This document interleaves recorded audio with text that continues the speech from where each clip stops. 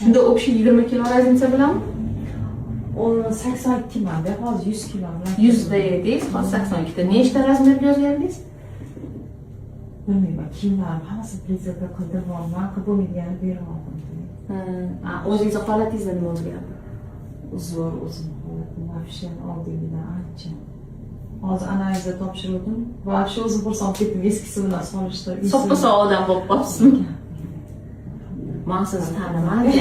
Men sizni tanimadim. Boshqa yangi kasal kelibdilar dedim. Keyin bo'layotganlardan keyin voy yo'q edim men. Hozir o'zicha ham shunaqa dedilar. Odamlar tanimayotgandir o'sha. Bundoq qarab, o'zim bilganlarim osib ketibsan. Hozir ham boshqa qizlarga oldirdim bo'ldi.